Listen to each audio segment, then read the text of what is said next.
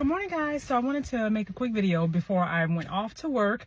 I woke up this morning and it was kind of early, and usually when that happens, and then I go back to sleep because it's way too early to be up, God always has a word for me there. I don't know if he does that to you, but he does it to me all the time.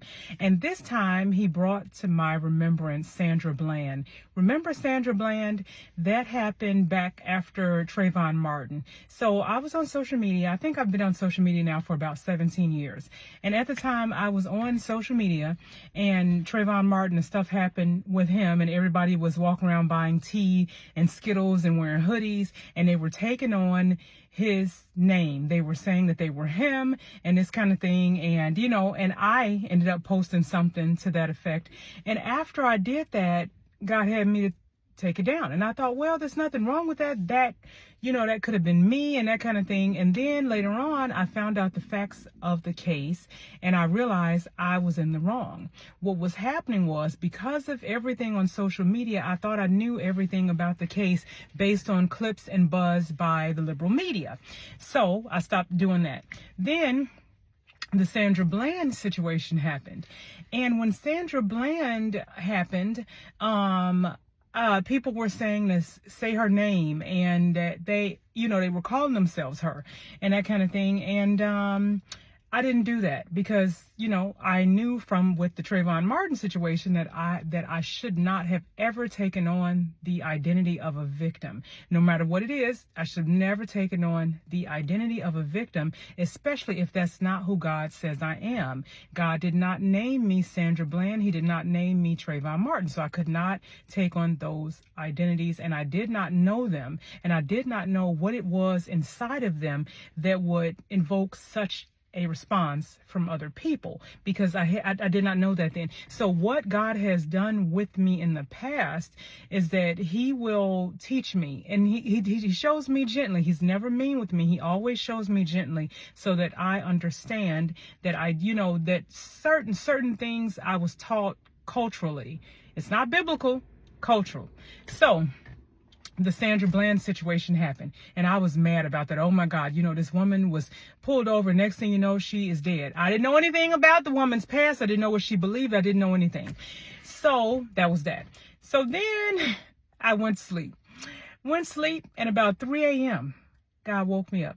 Like he always does. It's always 3 a.m. I'm not sure if he's like, in the daytime, I can't really talk to this girl because she just has a big mouth and she is not listening. So I'm going to need to wait until she, is asleep, and then I can have a conversation with her. So anyway, I get up at 3 a.m. and I'm laying there, and God was like, essentially, and I'm not saying that I heard an audible voice, nothing. It was just this impression right here that was like, do you know the details of that case? And I said, no, she was pulled over and she was dead. And that was that. So then he had me find the autopsy. I Googled the autopsy, came up. It was like 38 pages or something. And I sat there and I read it at 3 a.m. And I read it and I saw all of everything that the coroner said and everything. And what I came to is that she was not killed.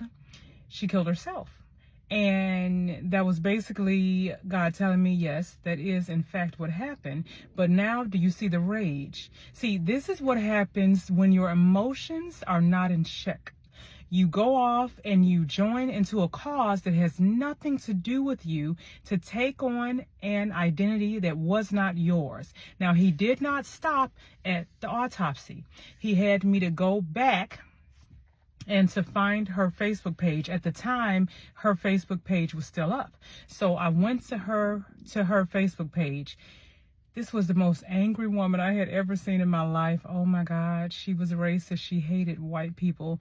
She hated all people. She was just angry. She was the typical stereotype of an angry black woman.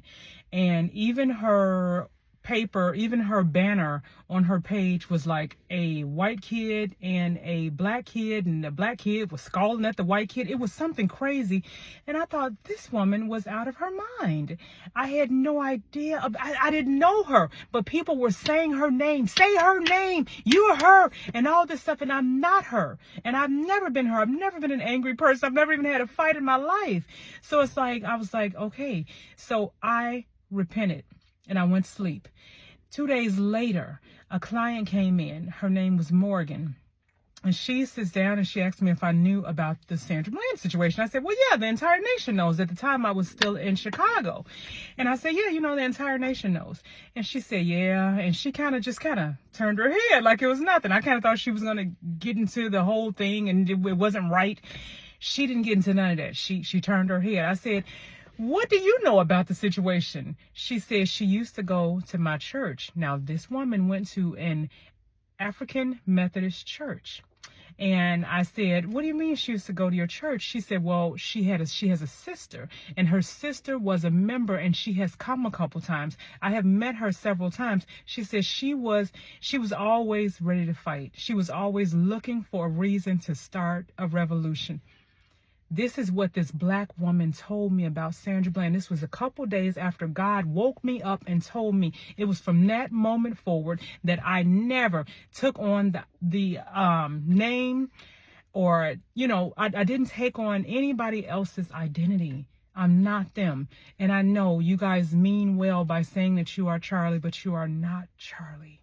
You are who God says you are. Charlie was awesome, and he did the job that he was here to do, and now he is gone, and he has passed on that baton. And the Bible says we are encompassed around about by a great cloud of witnesses that are cheering us on. So he's possibly one of those, but you are not. There will never, ever be another Charlie Kirk on this earth, ever. Now, I'm not trying to condemn you. I don't want you to be in condemnation, because I know you guys do that, and you feel good about that. But I want you to consider this: I am. Those two words are what are a description or a command. So now God named himself I am. And so whenever you say I am before a thing, you are taking on that identity. That's what you're saying you are. And so this is why Jesus said, let the weak say that they are strong, and so, all that kind of stuff. So you want to use I am for things that you want in your life. You don't want what happened to Charlie to be you, right? So I'm just trying to encourage you to you got to be careful about what you take on, what identity you take on, and what you do with your words. And so what happened with Sandra Bland, what happened with a lot of people, is that they are living from the inside out. We all live from the inside out without even knowing it. So whatever you believe to be true, that is going to be true in your life. So there are people now here today that have billions of dollars, and they live a whole different life.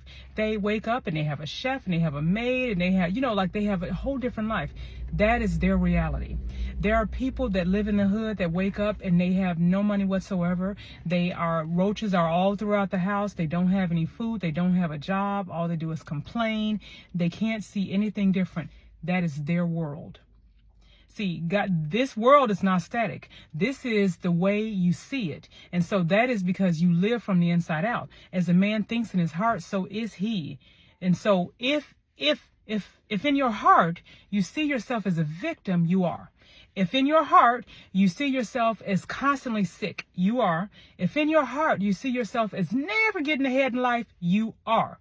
God has put that in you. By your words you will be justified, and by your words you shall be condemned. Life and death are in the power of the tongue. You have to speak life. When Jesus did anything, he spoke the word and he left an example. What do you think prayer is? That's talking. Now, I know y'all hate to hear this, but I don't care, because it's the truth. Somebody needs to know the truth. That's what prayer is. God said you say it. Whatever you're going to receive from him, you have to already receive it. Jesus said, when you pray, believe that you've already received it and you shall have it. Meaning that you have to have already received it. But where can you already receive it? You have to already receive it in your heart. The image has to already be alive inside of you. Okay? So that is my point. And so what I'm saying, and this is all to tie it back in with Miss Sandra Bland, is that she, inside of her, saw herself as a martyr. She saw herself as a victim, and she wanted a race war to happen. It was on her Facebook page all throughout. I don't know if her page is still up, if they took it down or whatever, but that was all throughout that woman's page. I scrolled for a good 12 to 15 minutes, and all I saw was victim mindset. And so this stuff comes in, and it will take root. And before you know it, it's going to plant a tree. And next thing you know, you're going to be a hashtag because of something that you said and that you believed in your heart. The thing that Job feared the most came upon him, not because God was angry, but because it was what he feared the most. He meditated on that thing day and night. It planted a root, and next thing you know, the fruit of that was in his life. So I want you to consider this when you take up a cause or when you take on an identity that God did not give you. So if God did not say it, don't you say it. That's it. All right, y'all have a good day.